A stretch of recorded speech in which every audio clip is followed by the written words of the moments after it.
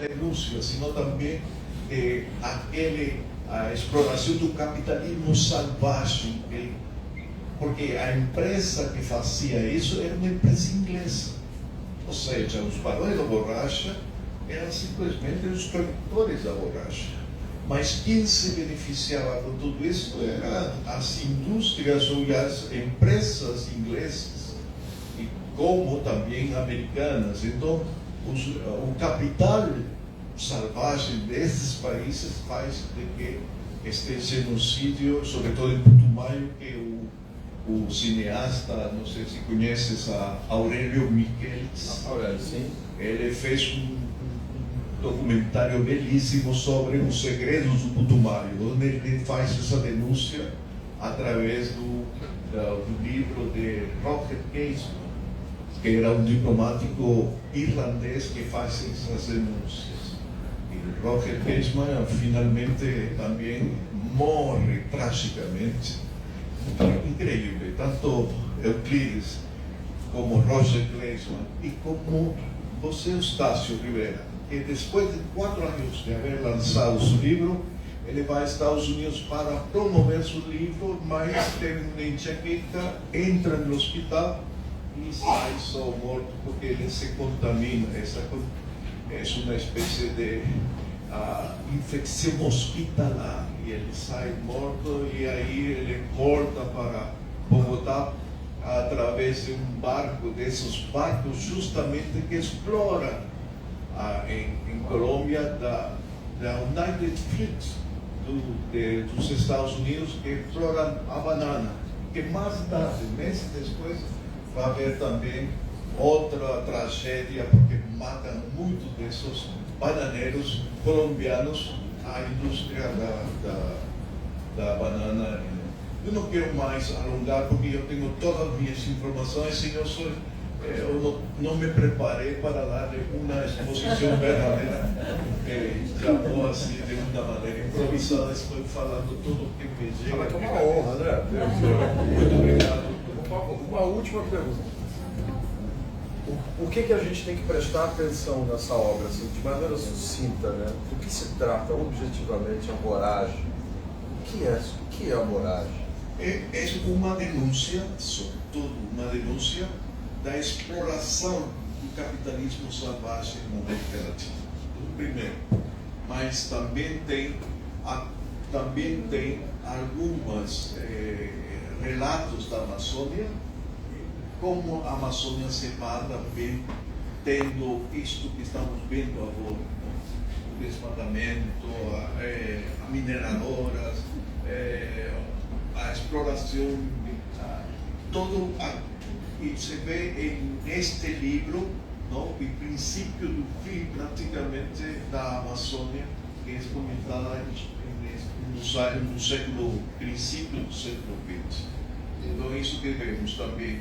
E também se vê uma história de amor, porque é uma história de amor entre Arturo Cova e Alicia, que são personagens principais, e que também é um amor um pouco conflitivo, não? De um misógino que mais tarde também ele muda, não? E também através de sua personagem ele faz essa renúncia. É ele que faz essa denúncia.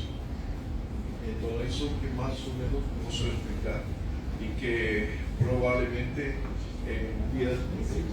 daqui a próxima semana vamos a fazer um português sobre a voragem como um dos melhores conhecedores de Colômbia, o professor Guillermo Páramo, que fez esta edição da voragem, uma edição centenária. Este é o livro em espanhol.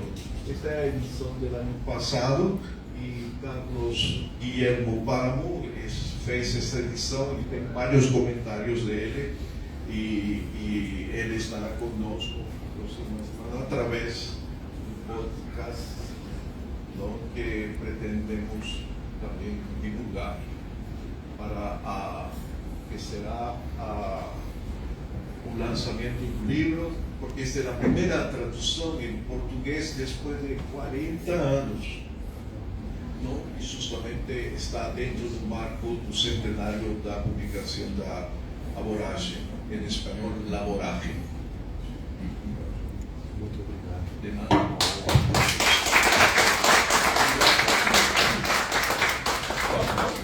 Vamos ler? Então agora, Muito obrigado. amanhã é do Amaury Lorenzo. Obrigada, professor Fred Espinosa. Com muita humildade, tá, gente? Eu leio essa obra. Agora é engraçado esse paralelo com os sertões, né? Hoje eu vou fazer os sertões, 50 páginas de texto na cabeça, imenso aquilo. Vamos lá.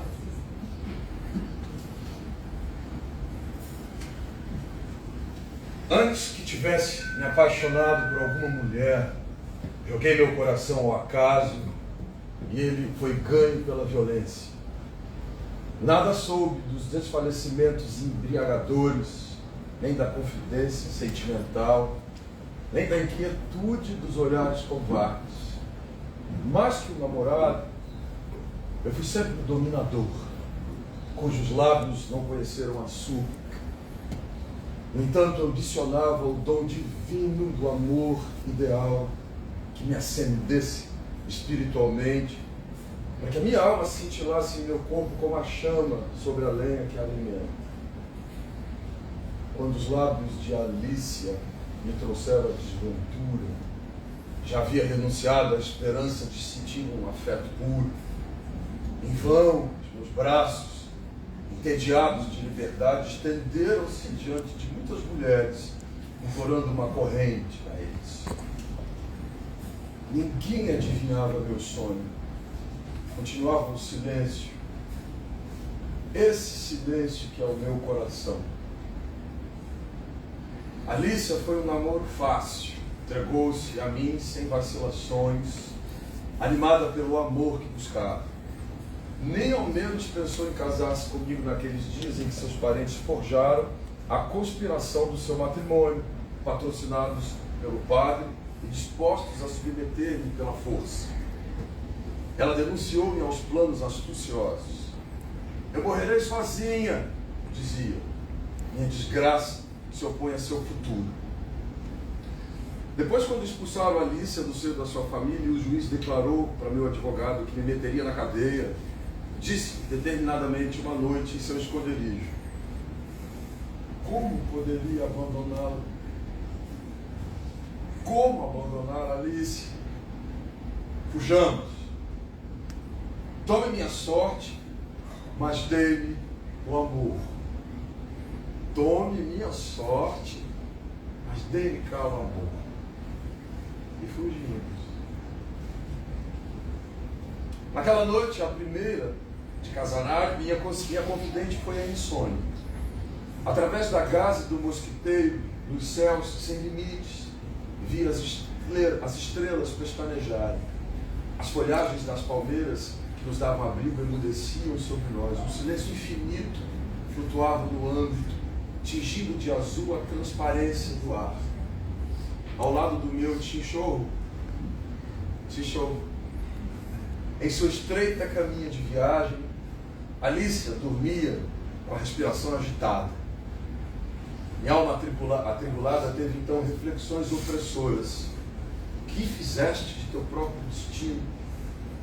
Que fizeste dessa jovenzinha que sacrificas as tuas paixões, intenções de glória, tua ânsia de triunfo, as tuas primícias de celebridade? Insensato. O laço que te une às mulheres é atado pelo tédio.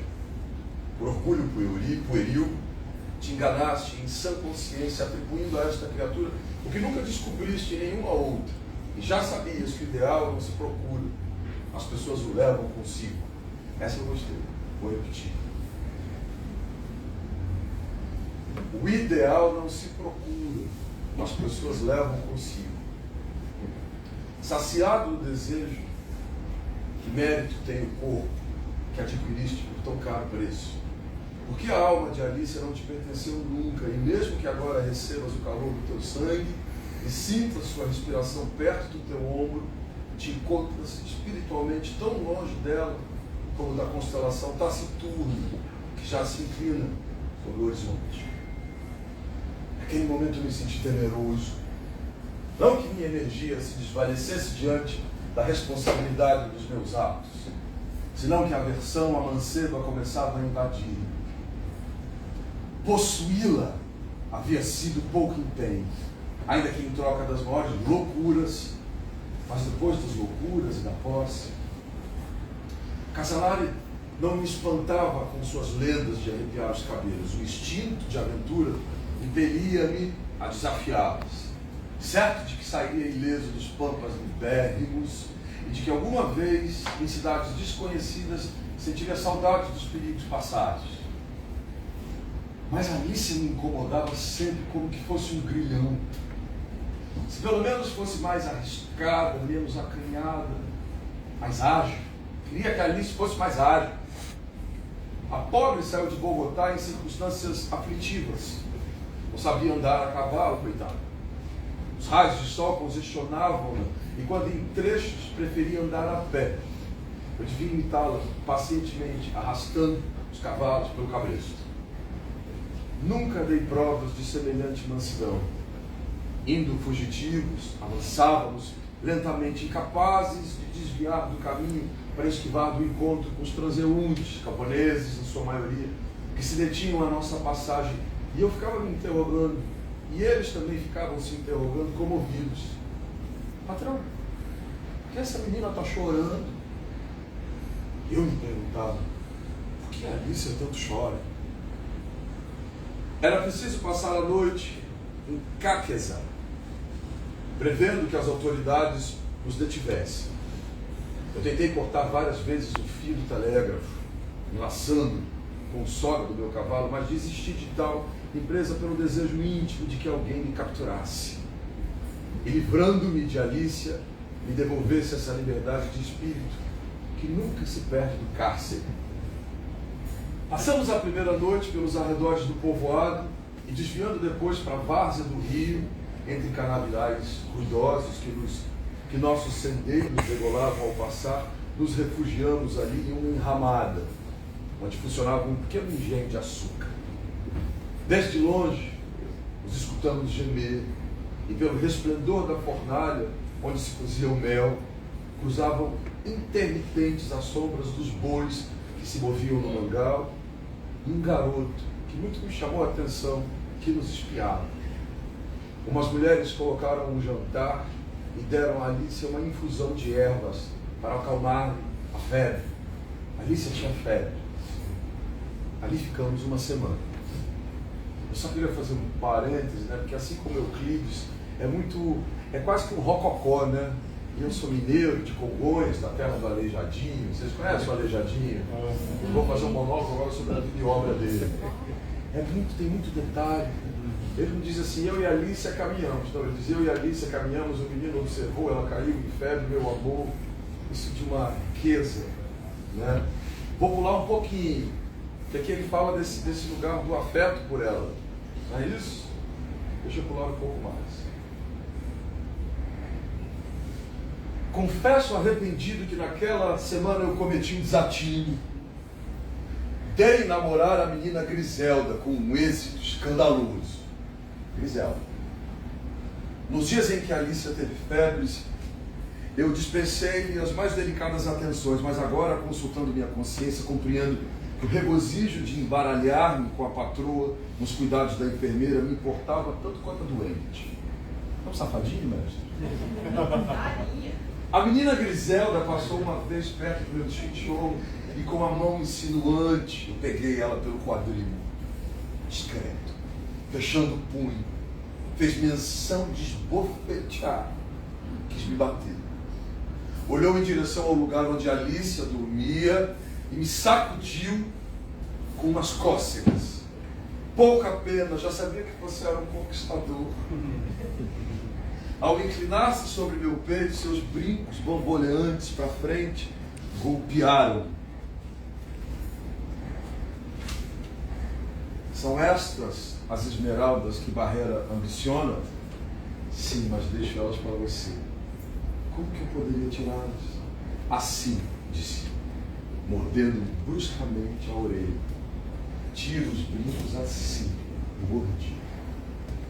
E afogada em risadas, deixou-me só. Depois, com o dedo na boca, voltou a suplicar que meu homem não vai saber, nem sua mulher. Que traição. Contudo, uma traição amazônica. Contudo, a lealdade me dominou o sangue e com ilustre desdém pus em fuga a tentação. Eu que vinha de regresso de todas as voluptuosidades e injuriar a honra de um amigo, seduzindo sua esposa, que para mim não era mais que uma fêmea. E que fêmea vulgar. Mas no fundo da minha determinação corria uma ideia mentora. Alícia já me tratava não só com indiferença, ele está justificando. Alícia não me tratava não só com indiferença, senão que com desdém mal dissimulado. Desde então, comecei a apaixonar-me por ela e a idealizá-la. Achei ter sido míope diante da distinção da minha companheira. Na verdade, não era linda, mas por onde passam os homens sorriem para ela. Aquilo era tão impressionante. Eu sentia prazer, sobretudo, pelo outro encanto, o do seu olhar tristonho, quase que depreciativo, porque a desgraça havia contagiado seu espírito de uma reserva dolorosa. Em seus lábios discretos aquietava-se a voz como uma pitada de arrulho, com uma acentuação eloquente, enquanto suas grandes pestanas tendiam-se sobre os olhos de amêndoas escuras, com pestanejar confirmador. O sol, esse bendito desse sol, tinha dado à sua pele um matiz levemente moreno, e ainda que fosse carnuda, parecia-lhe mais alto, e os círculos das suas bochechas mais pálidos. Quando a conheci, deu uma impressão de menina apaixonada, sabe, ligeira. Depois levava a auréola de seu discurso, digna e sobriamente, pela certeza da futura maternidade. Um dia provoquei a suprema revelação e quase com asco replicou: não lhe dá vergonha? Vestida com trajes claros, ela era mais fresca, com decote simples e com um penteado bem negligente, em cujos cachos parecia adejar a cinta de seda azul com um nó em forma de borboleta. Quando ela se sentava para cozer, estendia-me o tinchor de frente, aparentando não reparar nela, mas olhando às escondidas. E olhava bem às escondidas para ela. Enchia-me de impaciência e frieza do seu trato, a tal ponto que repetidas vezes interroguei-me colérico: mas eu estou falando com você? Ávido por conhecer a causa do seu retraimento, cheguei a pensar que estivesse com ciúmes e tentei fazer leve alusão à minha Griselda, com que se mantinha um atrito constante e costumava chorar. O que lhe diz de minha patroa? Você é inferior à barreira. Como assim? Que sentido? Não sei. Essa revelação salvou definitivamente a honra do Franco, porque desde este momento a minha Griselda pareceu-me detestável. Inferior porque não a persigo? Não sei. E se a perseguisse? Que seu coração responda. Alícia, você viu algo? Que ingênuo que é você. Todas, absolutamente todas se apaixonam por você. Provocou-me nesse instante. E ferido em meu orgulho, aqueles machos, a desnudar-me os braços, e gritava-lhe várias vezes: imbecil!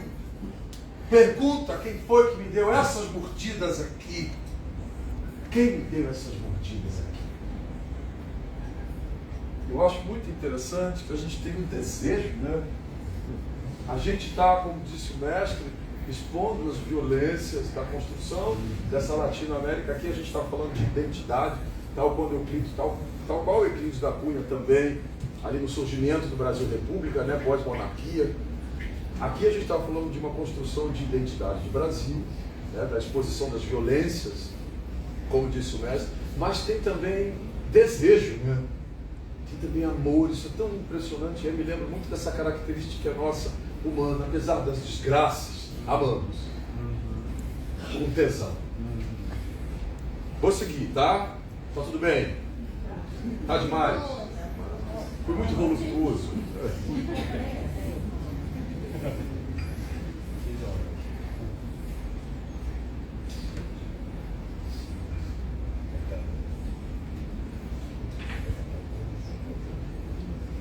vou avançar mais para frente, tá? Vou avançar bastante. Mestre, inclusive, quem já compreendeu, já leu a obra, que quiser ler aquele trecho, tiver algum trecho favorito, me fala que eu leio. Tá? Os aborígenes da choupana eram mansos, pusilânimes, e eram parecidos como frutas da mesma árvore. Chegaram desnudos com as suas dádivas de cambures e manhoco, acondicionadas em cestos de palmeirinha, e as descarregaram sobre o alqueire em lugar vizinho. 2 dos indígenas que manejaram a canoa traziam peixes cozidos na fumaça. Tomando cuidado para que os cachorros não grunhissem, fomos ao encontro do arisco Gru. E depois de um bate-papo livre de gerúndios e monossílabos castelhanos, os visitantes resolveram ocupar o extremo da vivenda, o próximo aos montes e ao barranco. Perguntei-lhes, com indiscreta curiosidade, onde haviam deixado as mulheres, pois não via nenhuma com eles.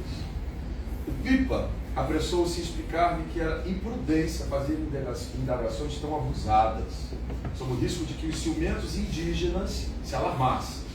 Indígenas que haviam negado às suas petrivas, por experiência tradicional, mostrar incautamente sua nudez para forasteiros brancos, sempre luxuriosos e abusados. Forasteiros brancos, sempre abusados. Acrescentou que as índias velhas não tardariam em aproximar-se para ir aquilatando nossa conduta, até que se convencessem de que éramos varões morigerados e recomendados. 2 dias depois, as matronas apareceram em trajes de paraíso, senis repugnantes, batendo os flácidos seios ao caminhar, seios que ficavam pendidos como atrapalhados. Traziam sobre a grinha grandes taparas de xixas picantes, cujos respingos pegajosos gotejavam pelas rugas das bochechas como aparência de suor ácido. Ofereceram-nos as bebidas no bico da cabaça, impondo seus gestos hieráticos e logo resmungando mau humor ao ver que só o Pipa pôde saborear aquela bebida cáustica. Mais tarde, quando começou a ressoar a chuva, aquela chuva, agacharam-se junto ao fogão como gorilas mumificadas, enquanto os homens emudeciam nos chinchorros com a letargia da indolência. Nós calávamos também no espaço oposto, vendo a água cair na extensão da sombria veiga que oprimia o espírito com suas neblinas e cerrações. É imperioso, disse Franco, decidir essa situação pondo em prática algum propósito. Na semana para frente, dialogamos. As índias já terão vindo para presentear-nos com embarcações, replicou Pipa. Remontaremos o rio, cruzando a frente, um pouco mais acima das lagoas. Por ali tem uma vereda terrestre que vai para a Litiada e se gasta 7 dias para percorrê-la. Há que se levar os equipamentos nas costas, mas nenhum desses cunhados quer ir como carregador. Estou trabalhando para que eles decidam. Mas faço urgente a compra de alguns corotos em Orocué. E com que dinheiro vamos adquirir tudo isso? Admoestei alarmado. Isso corre por minha conta. Só peço que acreditem em mim e continuem sendo afáveis com a tribo, com os indígenas, com aquelas mulheres. Precisamos de sal, anzóis, tabaco, pólvora, fósforo, ferramentas e mosquiteiros. Tudo para vocês, porque para mim nada é indispensável. E como ninguém sabe o que nos espera nessas conjuras, precisamos de tudo. Será preciso vender as celas todas? E quem compra? Quem é que poderia vendê-las? Isso não importa. Vamos resolver amanhã. Esse trecho me chama a atenção da aproximação deles, né, com os indígenas, né, na compreensão de que os indígenas tudo compreendem da floresta e só assim é possível para que adentrem, né? E me lembra muito a invasão, séculos antes, né, que os portugueses chegaram moribundos aqui, um grupo muito pequeno, né, e só conseguiram entrar a floresta dentro quando foram entendendo com os indígenas, né, como entrar ali. Algum trecho específico que vocês gostariam que eu lesse? Eu vou seguindo. Posso seguir? Vocês estão bem? Vocês estão aí?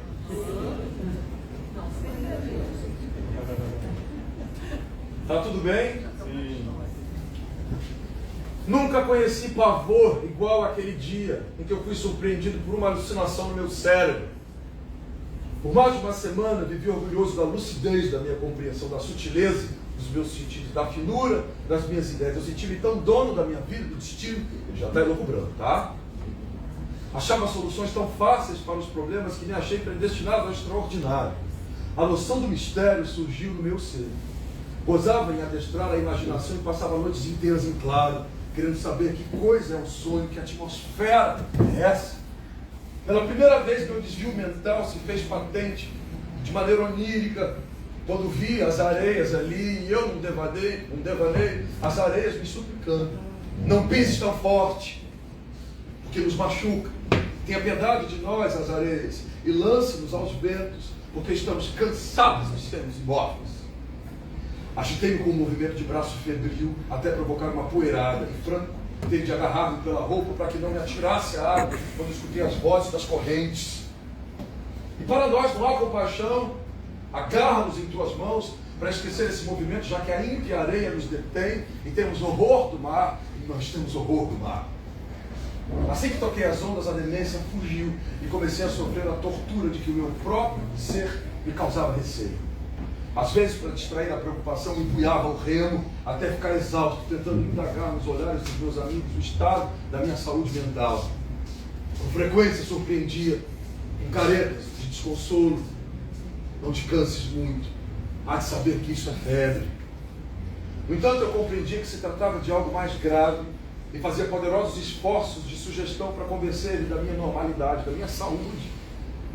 Enriquecia os meus discursos com temas amenos, ressuscitava na memória antigos versos, comprazido pela vivacidade da minha ração, e depois afundava em mansidões letárgicas que terminavam dessa maneira: Franco, diga-me, pelo amor de Deus, se me ouviste dizendo algum disparate. Franco, eu estou com algum disparate. Pouco a pouco meus nervos me restauravam. Uma manhã acordei alegre e dei por assobiar uma canção de amor. Mais tarde me detei sobre as raízes de um mogno, indicaram os grânulos. Troquei da enfermidade, imputado nervoso, as minhas impressões passadas.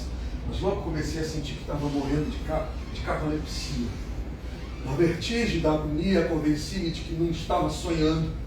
Era o fatal, era o irremediável. Eu queria gemer, eu queria gritar, mas a rigidez que me havia agarrado e só os meus cabelos alvoroçavam com o sufoco das bandeiras durante o naufrágio. O gelo me penetrou de uma tal maneira que as unhas dos meus pés, elas me agrediam progressivamente como água que invade um torrão de açúcar. Os meus nervos como que cristalizavam, eu não tinha mais respiração. O meu coração retumbava em sua caixa vítrea e o globo da minha pupila relampejou ao endurecer. Eu gritei: ai! Aterrado, aturdido, eu compreendi que os meus clamores não feriam o ar. Eram ecos mentais, era tudo que se apagava no meu cérebro, se emitirem-se como que se estivessem pensando, e eu vagando no meu cérebro. Enquanto isso, prossegui uma trêmula luta da minha vontade com o corpo ignóbil. Ao meu lado tinha uma sombra, empunhava a foice. Começou a agitá-la ao vento, era uma sombra que vinha sobre a minha cabeça. Apavorado, eu esperava o golpe daquela fossa, mas a morte mantinha-se irresoluta, até que, levantando um pouco a aço, descarregou-se em cheio sobre o meu crânio e fincou. Ai! A abóbora parietal, parecendo um vidro fino, tilintou ao rachar os fragmentos do meu crânio que ressoavam no interior como as moedas da ocasião.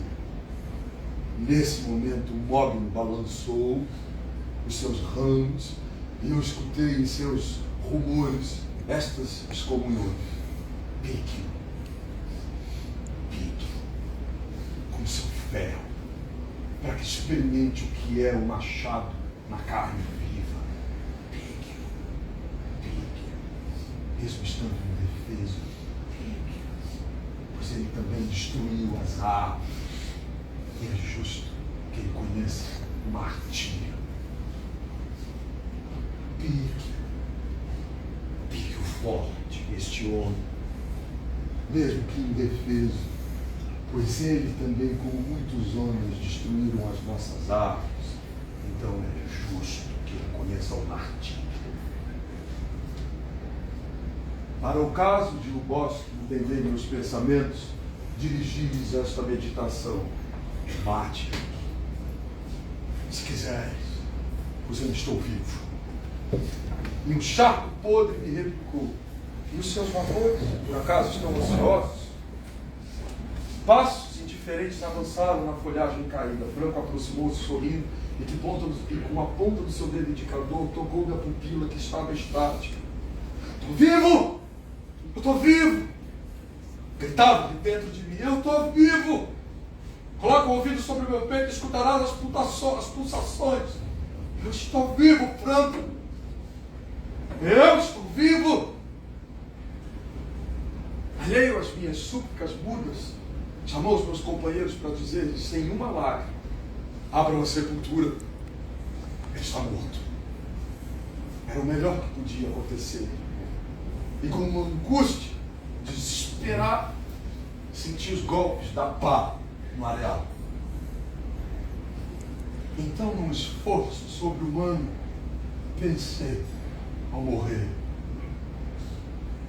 maldita seja a minha estrela infeliz, que nem vida e nem morte se deu conta que eu tenho um coração. Maldita seja a minha estrela tão infeliz, que nem vida e nem morte se deu conta de que eu tenho um coração. Deixe os olhos, respirei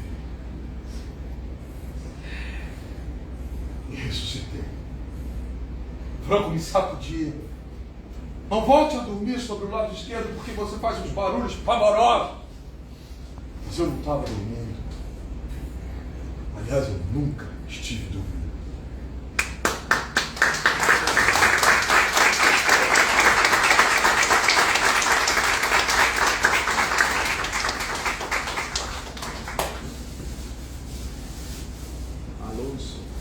Lourenço, desculpa. Esse relato é mais ou menos o que acontece 4 anos depois, quando ele entra no hospital. Entra com um dor de cabeça grande, que ele praticamente sente aquilo que você falou. Mas infelizmente ele não vai sair vivo desse hospital. Ele sai vivo, mas o hospital, infelizmente, o poeta morre no seu espaço de Deus. Mas passa quase esses mesmos, porque ele chega justamente por um intenso dor de cabeça. Muito bem. Eu tenho uma passagem, página 127. 127. Sim, onde diz Selva, ou Selva, esposa do silêncio. Ó selva, esposa do silêncio. Ó selva, esposa do silêncio, mãe da solidão, da neblina. Que destino maligno me deixou prisioneiro em teu cárcere verde?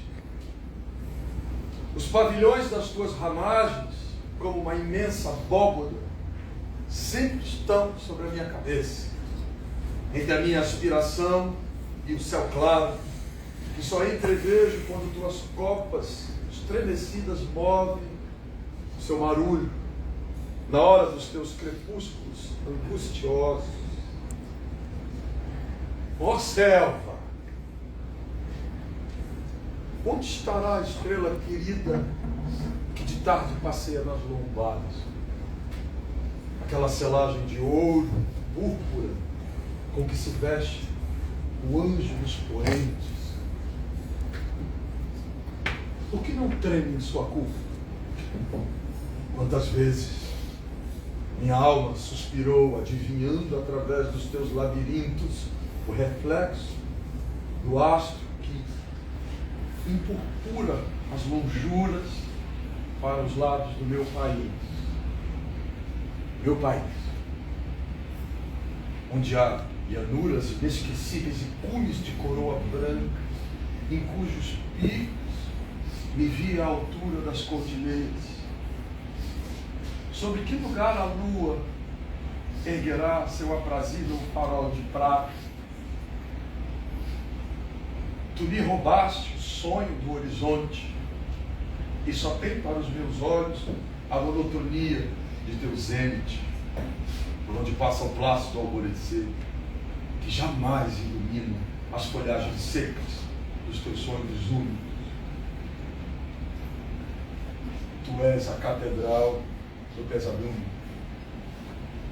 onde deuses desconhecidos falam a meia voz no idioma dos murmúrios, prometendo longevidade às árvores imponentes, contemporâneas do paraíso, que já eram decanas quando as primeiras tribos apareceram e esperam impassíveis a submersão dos séculos vindouros. Teus vegetais formam sobre a terra a poderosa família, que não se trai nunca. O abraço que tuas ramalhadas não podem dar-se elevado pelas trepadeiras e cipós, e és solidária até na dor da folha que cai.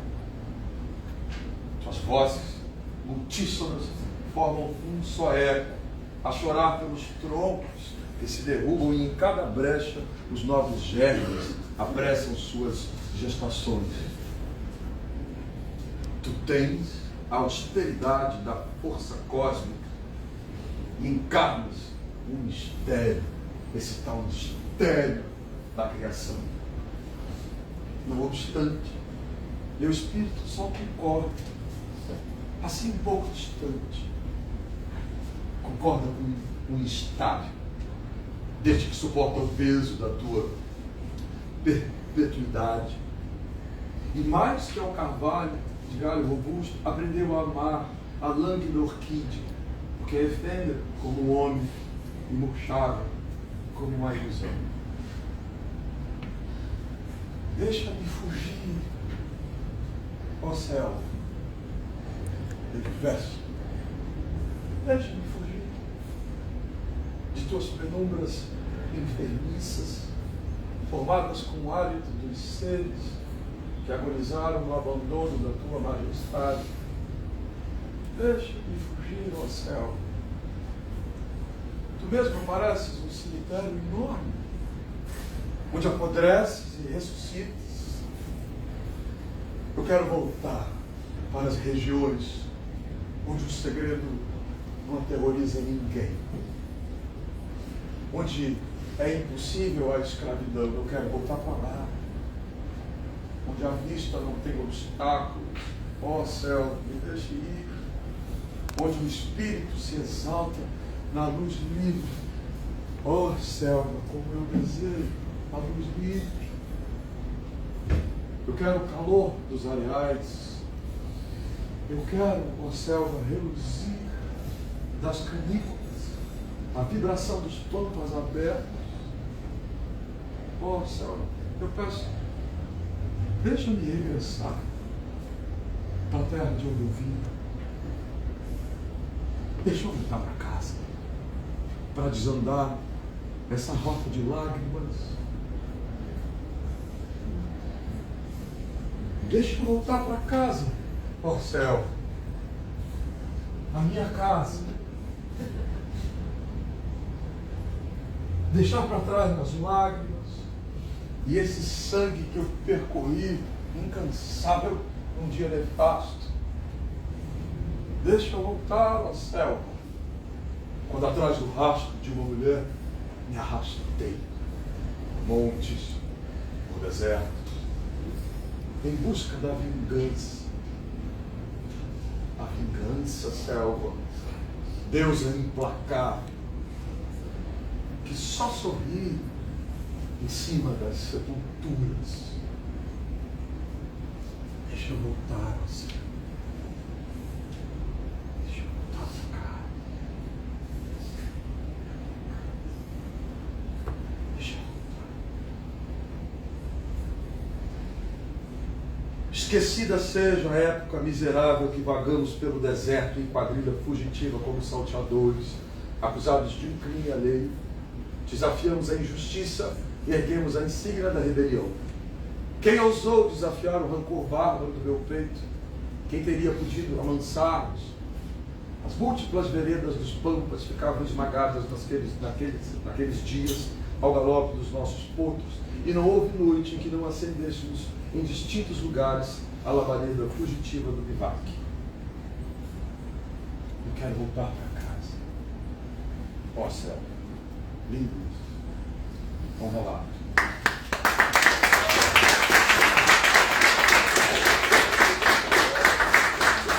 Eu não sei que tempo a gente tem, mas dá para fazer mais uma? Como é que é? Vamos fazer mais uma. Vamos fazer mais uma?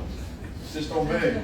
Amaury, Oi. e depois você gostaria de fazer uma conversa com as pessoas, porque se você quiser, você pode fazer uma conversa, ou você lê mais uma, ou você já quer fazer isso. Seria interessante também. Fazer uma conversa. Então eu leio mais um trechinho e a gente faz um bate-papo. Pode ser? Pode ser? Pode, não pode?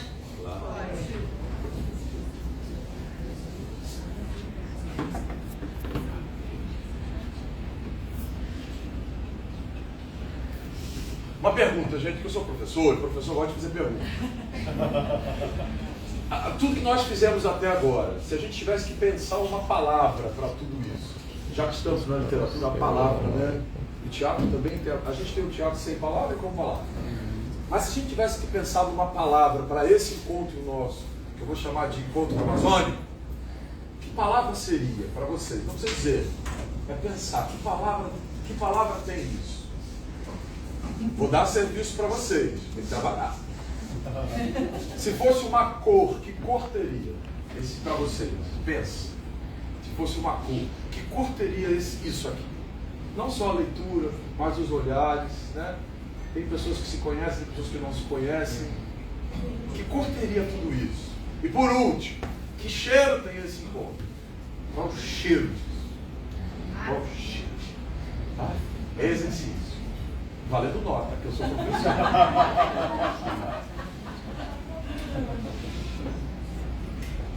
Mestre, alguma sugestão de leitura? Eu estava querendo procurar aqui. Eu selecionei um trechinho que tem um final, mas eu acho que já fomos por um caminho maravilhoso. E se o senhor quiser indicar.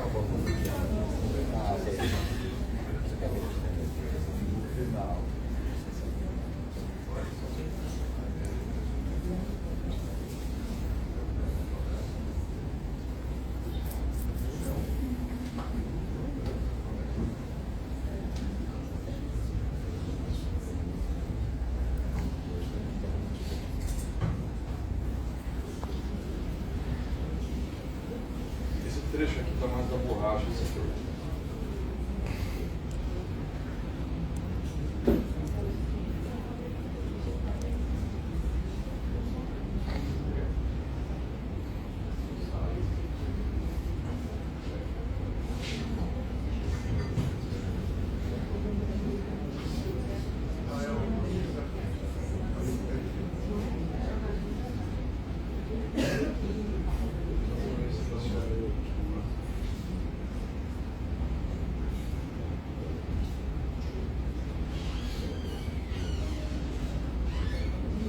Tá. Só 222, pode ser, vou lá. Que aí a gente encerra, a gente bate um papo, pode ser? Qual é o cheiro? Pensou no cheiro? O maru. Qual a cor? Verde. Vermelho, marrom. Palavra? Que palavra? Redemoinho. Selva. Tá jogando. Pela primeira vez, com todo o seu horror, a selva desumana se dilatou diante de mim. Árvores disformes sofrem o cativeiro das trepadeiras forasteiras que às grandes distâncias as juntam com as palmeiras e se despenduram numa curva elástica, semelhantes às redes mal entendidas, que à custa de armazenar durante anos inteiros a folhagem caída, chamiça, frutas, desfundam-se como um saco de podridão, esvaziando na relva répteis cegos, salamandras bolorentas, aranhas e belugas.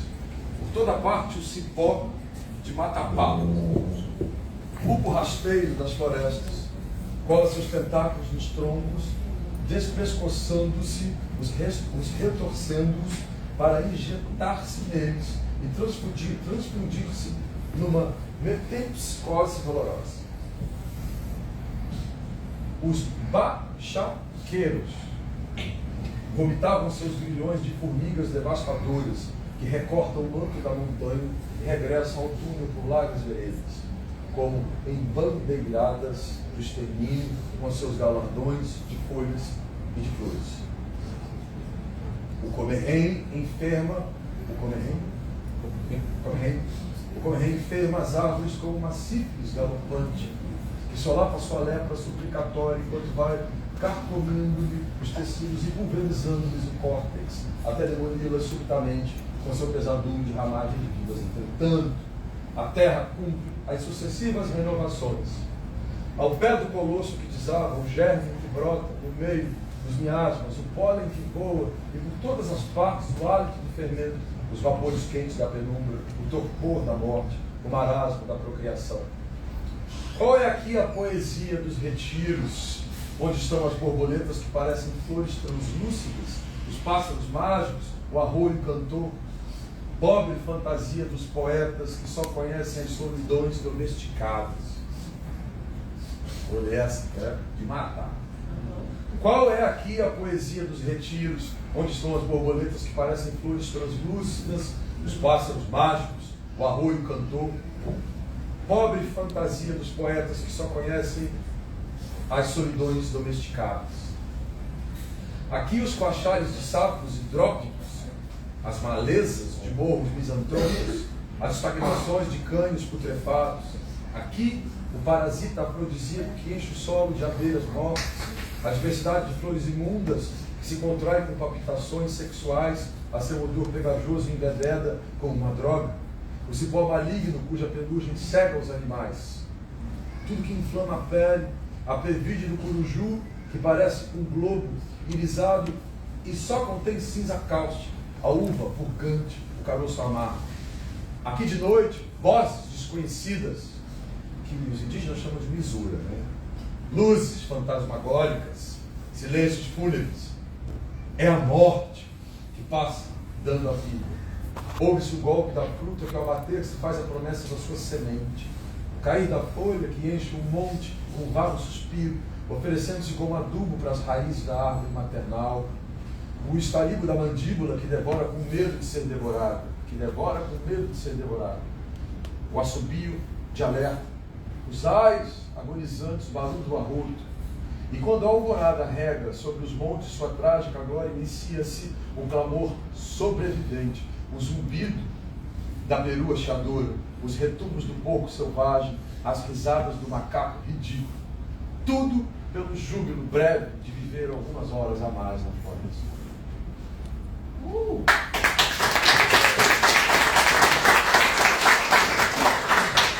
Eu acho que a gente está, né?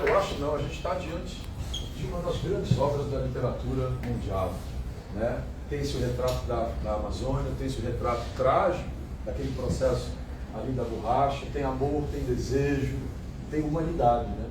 Eu acho, enquanto ator, ao longo de 30 anos de carreira, e já perdi, a última vez que eu contei, eu tinha feito 49 espetáculos, 49 personagens no teatro. Quem tem cinema, tem novela. Eu acho que a arte tem, o meu ofício, né, de interpretar, tem um grande sabor, né, da gente viver histórias humanas e comunicar essas histórias humanas. Eu acho que a função do artista é essa. Eu acho que a nossa função é quando a gente emburaca os buracos da vida, sejam eles doloridos ou maravilhosos, porque tem buracos esplêndidos na vida.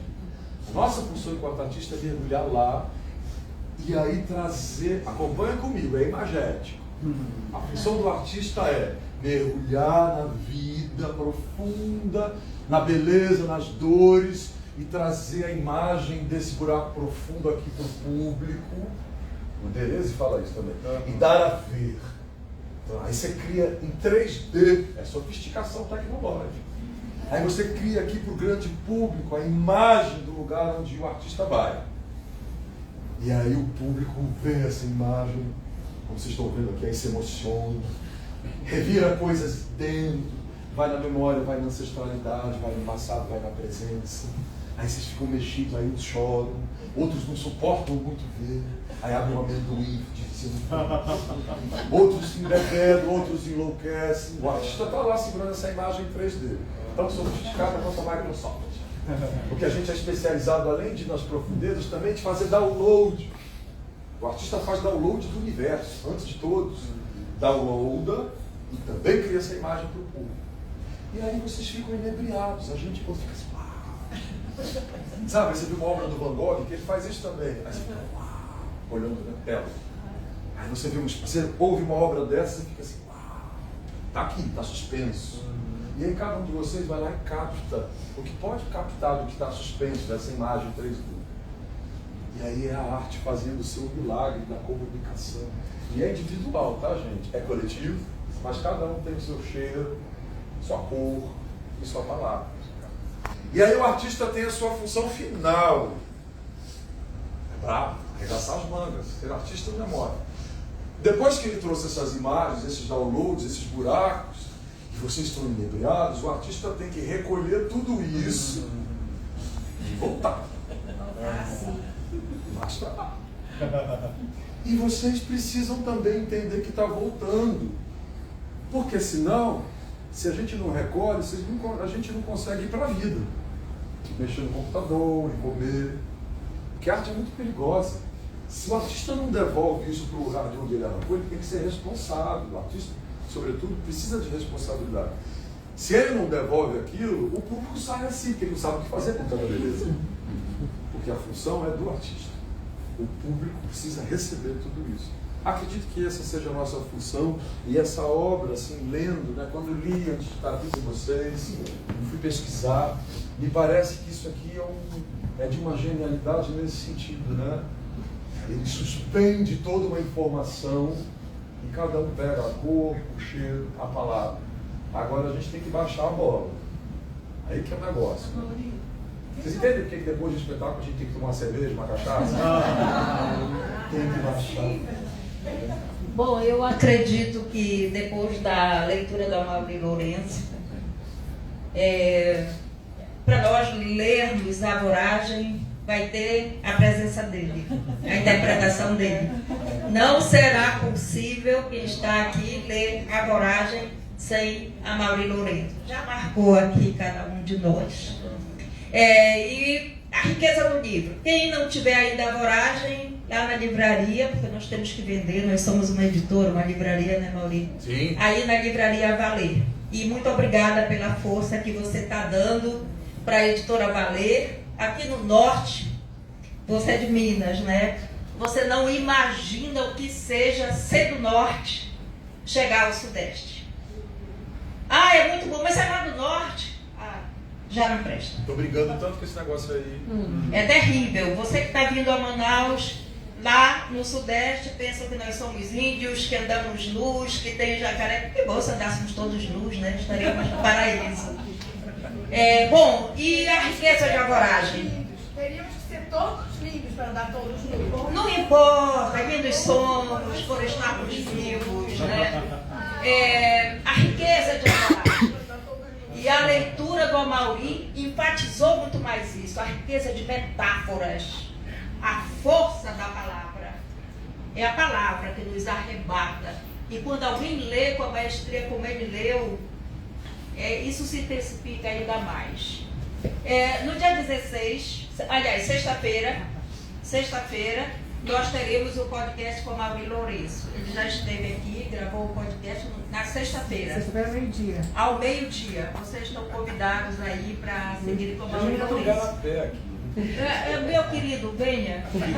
A água do Igarapé é geladinha, contrasta com os 40 graus. Bom, alguém quer conversar com a Amaury? Bom, a minha cor, ouvindo a leitura dele, vermelho.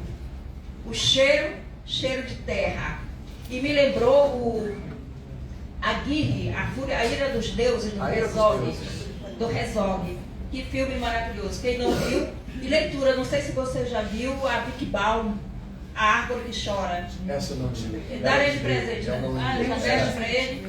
de presente então, eu preciso ler. Eu leio muitos livros ao mesmo tempo, mas vou ler de pouquinho. Ah, entendi. Esse eu não cheguei E a a ler. Árvore que Chora.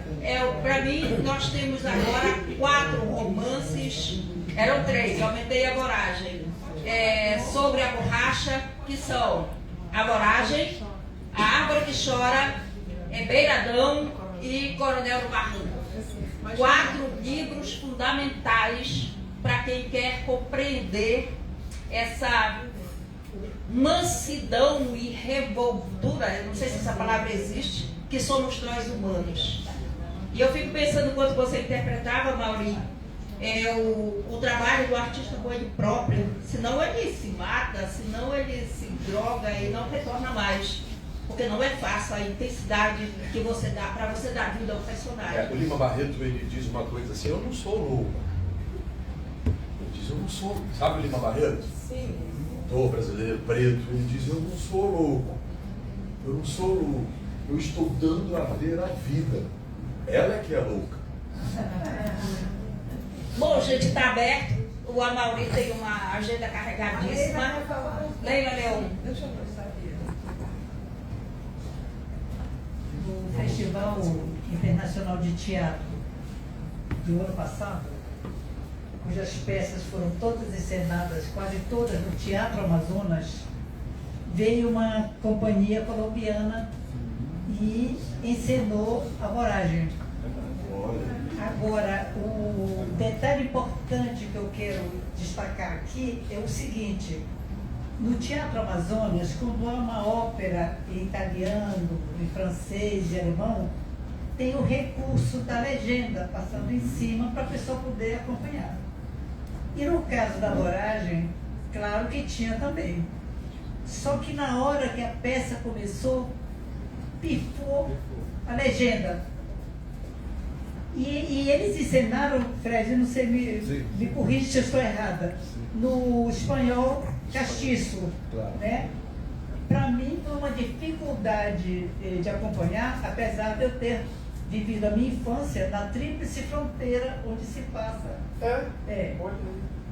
No entanto, o que me chamou a atenção é a força da dramaturgia.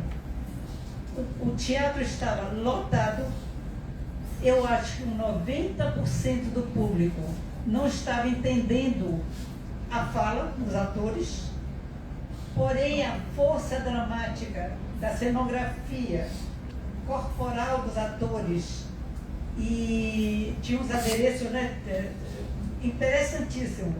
Ninguém se mexeu, apesar de não estar entendendo a fala, o texto.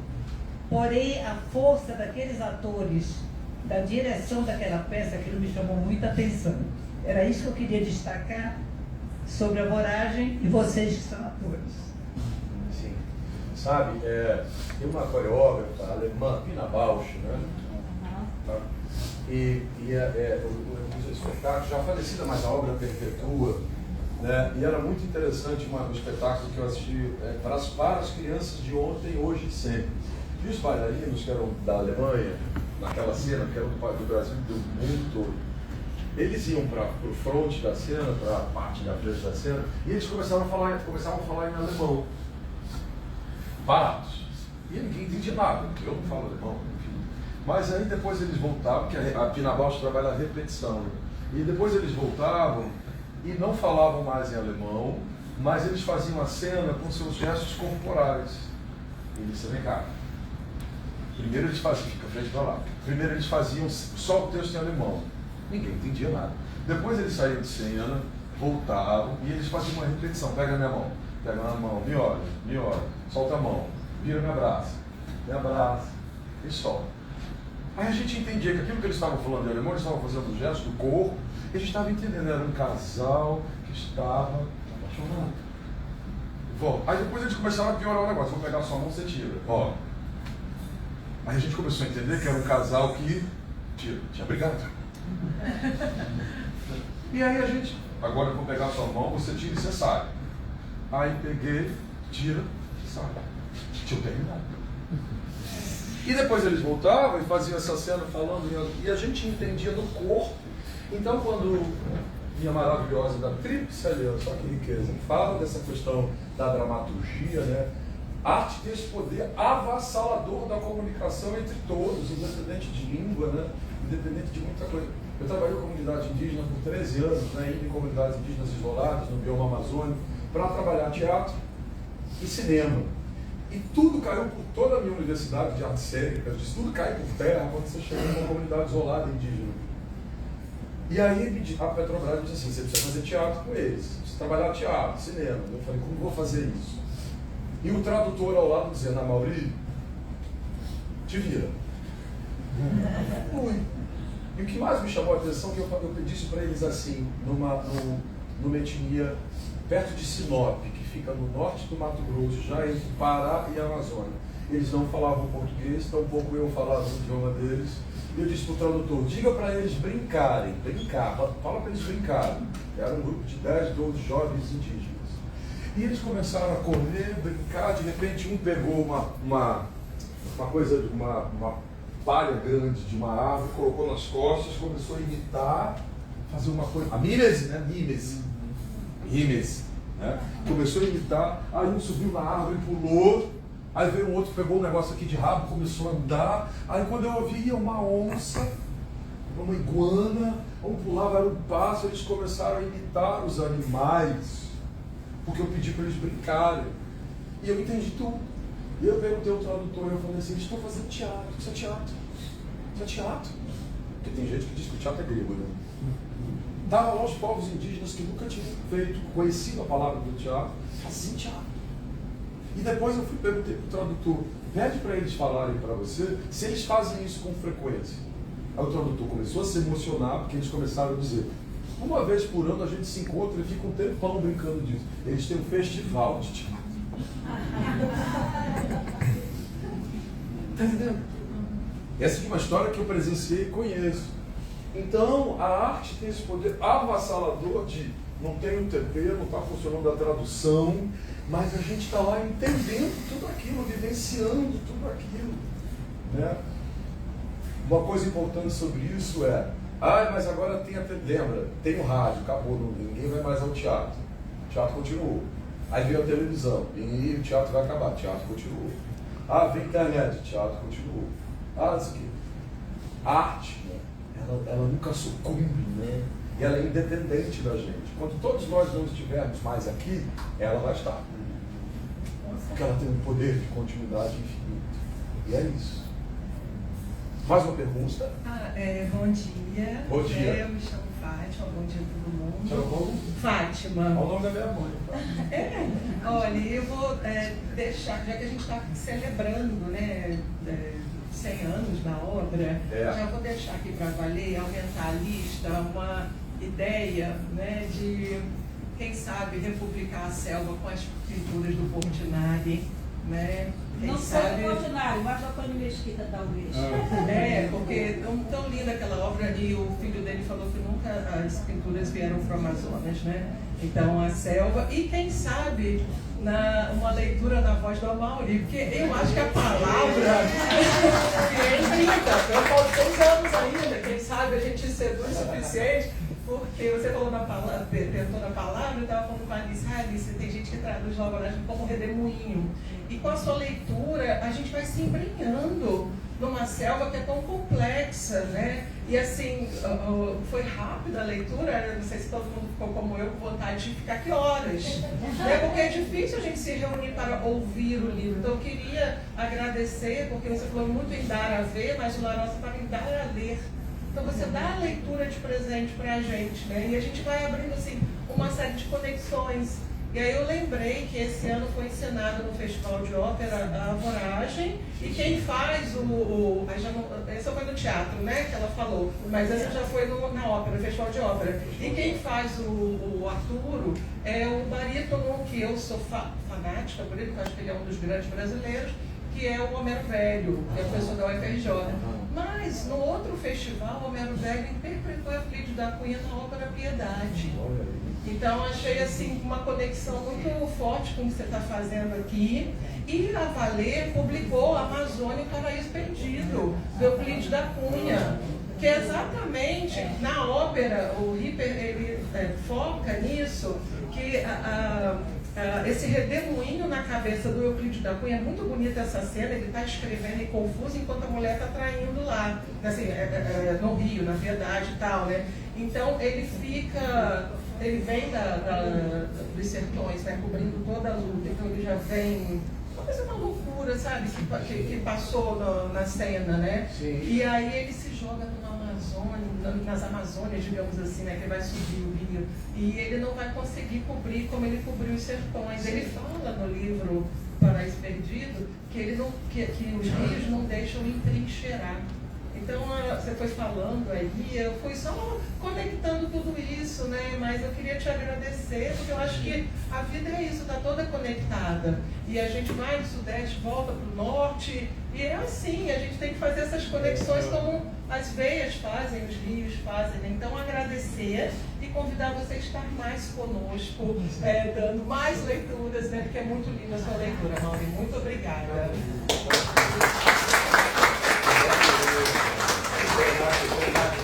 Sabe, Renato, essa coisa dos rios, né? Assim, somos todos rios, né? Ou braços dos rios. Eu gosto dessa metáfora, né? E a gente vai caminhando para lugares próximos, né? A nossa biologia determina que somos muito parecidos, desde o nascer ao nosso fim, né? E a gente loucura sobre pós-fim, mas durante essa vida que temos aqui, nós temos os mesmos caminhos, né? Então, assim, eu não me sinto, eu vou dizer uma coisa, estão filmando, os meus amigos mineiros, eu não me sinto apenas um mineiro. Eu acho que a gente não deve se sentir apenas o lugar onde a gente se encerra, né? Nós somos o mundo. Aí eu volto a citar o Milton Nascimento, que é também meu amigo, que eu amo muito. Mineiro, eu sou o mundo. Tem uma música do Milton que fala, eu sou o mundo. Eu sou o mundo. Estar aqui na Amazônia, eu fui fazer esse filme agora, entrei em Floresta Dentro, e teve uma hora que a direção, temos aqui a equipe, está ali, ó, nosso maravilhoso do áudio está ali, a Bita, a produtora, também está ali.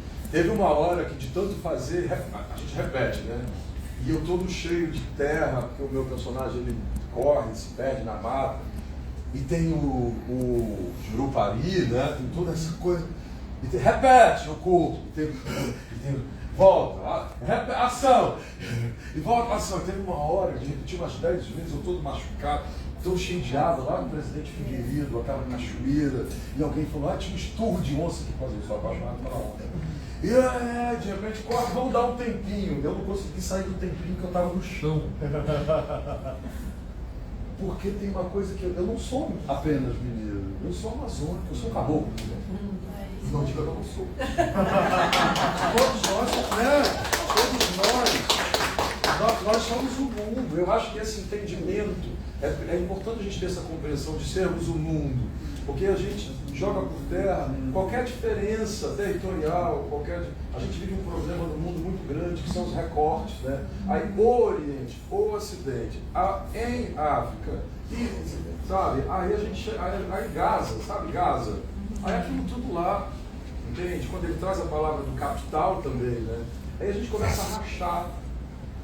E eu acho que nós precisamos jogar por terra esse sentimento. Eu sou amazônico também, você é mineira também, né? Nós estamos com suas diferenças, com seus abismos de diferença, né? Mas nós somos, eu sou um caboclo. Ele vai comprar em breve o igarapé dele. Nós vamos cruzar com a Mauri Lourenço. Você sabe o que é misura? Sim, claro. Eu tive uma misura gravando o filme. E a Mira Maia, que é uma atriz indígena que mora lá no Parque das Tribos, teve na mesma hora de madrugada. A gente estava gravando em Paricatuba, uma fazenda. Sabe Paricatuba? Sim. E a gente estava numa fazenda bem isolada, eu estava no meu quartinho lá, vários sapos que entraram no quarto. Minha mãe falou assim, você é louco! Os sapos estão entrando no seu quarto. Deixa eles entrarem. E aí, quando eu fui dormir cansado, um dia inteiro de gravação, quando deu 4h30 da manhã, eu estava deitado, esse ouvido que eu tenho zumbido no ouvido, desde 2015. Eu uso um aparelhinho para zumbi, conter o zumbido. E eu deitado 4h30 da manhã, Bita sabe, justamente nesse ouvido que eu tenho zumbido, eu ouço assim, Mauri, acorda. E não era uma coisa, a outra lá morrendo, e não era uma coisa negativa não, de fantasmagórica, não era. Era uma coisa, tanto que eu não fiquei com medo. E eu que sou mineiro, lá a gente tem um monte de causa, né? Que mineiro tem montanha, qual é a do mineiro? Mineiro tem muita montanha. Por que nós somos tão poetas? Porque o olhar do mineiro bate na montanha e volta para dentro dele. Ou ele não sabe o que tem atrás da montanha e a gente inventa história, que a gente não está vendo se tem no outro lado da montanha. Então eu sei dos causos mineiros, mas não era causa. Eu ouvi uma voz bacana dizer, Amauri, acorda. Aí eu acordei, fui andando para a porta para ver se era alguém da produção. Não era ninguém. Não fiquei com medo. Amauri, bem-vindo ao mundo das visagens. Você não teve medo, me derreto de medo de visagem. Era gostoso. E aí eu olhei no relógio, 4h30. No outro dia de manhã, a Mira Maia, atriz, ela também sentiu alguém. Que horas eram? Visagem, meu querido, isso é visagem. Alguém tem mais alguma coisa? Olha, eu me apavoro com visagem. É mesmo? Eu gelo de medo de visagem. Eu acho que. Não acho não, que é apavorante. Às vezes as pessoas dizem pra mim, você tem que ter medo é de vivo, não de quem já morreu. Eu digo, o vivo não atravessa a parede. Visagem atravessa. Gente, olha, o Amauri tem uma agenda muito cheia, ele vai almoçar, é nosso convidado aí no Roseral. Mas você tem uma reunião daqui a pouco. Eu tenho que partir, eu tenho que ir para o hotel fazer uma reunião online. Mas temos que mais alguma coisa, tá tudo bem, mais uns 10 minutinhos. Ele vai comprar o igarapé dele, aí nós teremos outros livros, e o Amauri será assim o nosso convidado de honra. Honraria.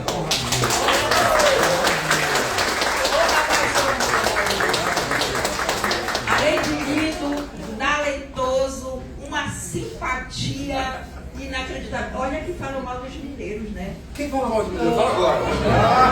Já ouvi falar mal. Eu sei que na política os mineiros são muito bons, não é? Mas por último, só uma coisa, assim, a gente veio fazer a coletiva de imprensa para o filme aqui, tem um mês, né? Aquela coisa sobre o ser nortista, né? Minha mãe é nordestina, Alagoas, né? E lá também passa-se por isso, né? E aí, numa entrevista, alguém falou assim para mim, Amauri, fala o que você acha da Amazônia, o que você pensa da Amazônia. Eu dei 3 passos para trás, assim, eu voltei um pouco das encarnações e falei, eu não tenho que achar nada da Amazônia, eu não tenho que pensar nada. Quem sou eu para pensar alguma coisa sobre a Amazônia? Né? Mas depois o jornalista ele se levantou e tal. Esse lugar de pergunta, deixa alguém do Sudeste dizer o que é a Amazônia. Não se colocar nesse lugar é uma questão. Né? A gente sabe assim, que o Norte e o Nordeste vem de um lugar de muita opressão política, né? de retirada de direitos. Ontem lá na Universidade do Amazonas a gente estava falando do Brecht, né? Direito ao direito. Né? Então eu acho que um caminho interessante para a gente começar a quebrar essas falas, né? Que se agregam, que distanciam, é o sentimento de pertencimento, né? De entender, né? Que a Amazônia é um lugar de sofisticação tecnológica. Eu disse, coloca aí na entrevista, a Amazônia é cinema, a luz amazônica é cinema. As histórias dos encantados e dos ribeirinhos e da Amazônia urbana é dramaturgia cinematográfica, né? As árvores e o urbano é cenografia cinematográfica, né? Eu acho que tem que ter um pertencimento de lugar amazônico, de onde a gente está, da força que isso tudo aqui tem. Não à toa que a galera fora desse país é obcecado por esse lugar. Então eu acho que quando a gente começa a aumentar a autoestima, né? E dizer, caramba, como é gostoso, como eu sou amazônico gostoso, amazônica gostosa, lindo, tem amor nesse lugar. A gente começa a inverter essas falas, né, que colocam esse lugar que para mim é tão sagrado. Eu tenho um respeito muito grande por cada um de vocês, pelo povo amazonense, né, pelo povo nortista. Eu vou em Belém, eu digo a mesma coisa, apesar que vocês se bicam, né?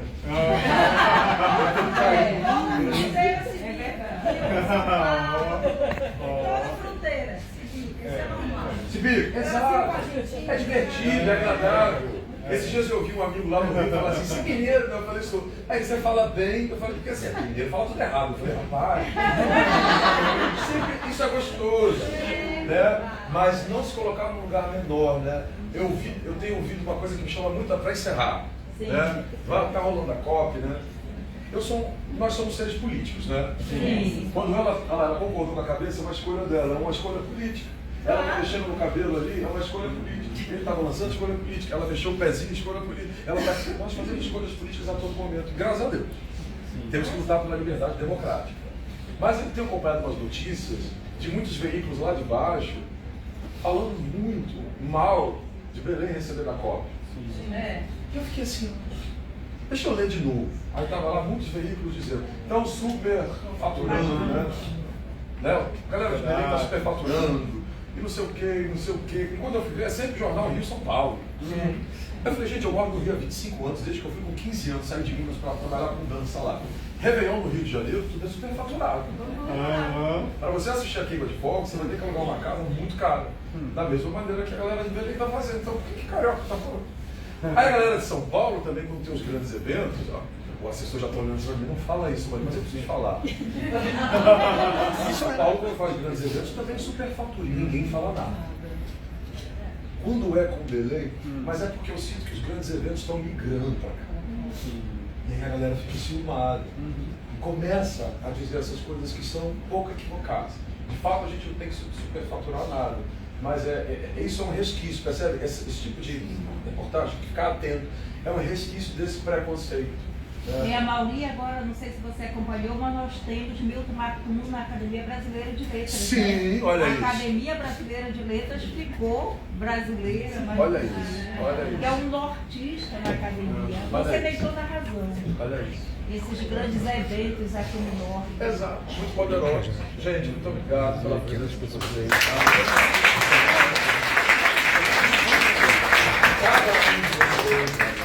Obrigado pela presença e vamos celebrar a Amazônia. Você pode falar sobre o espetáculo às 7 horas? Hoje eu estou fazendo a luta, eu Kit da Cunha, os servidores sozinho. É um espetáculo há 3 anos que eu faço, levando os prêmios, uma maravilha, sucesso de crítica também, lá no Teatro da Instalação.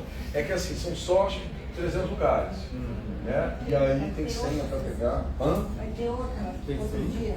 Não, é só hoje, que eu tenho que voltar para gravar lá no hotel, lá pra você ver.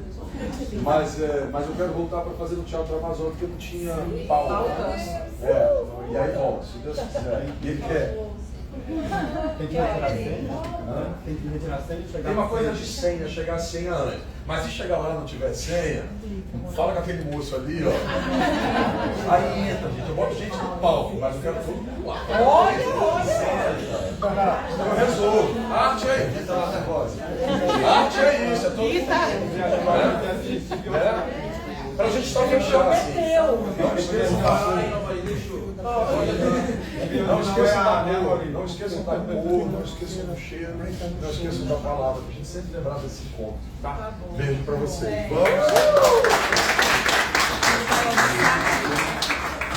Vamos almoçar aqui no Conselho.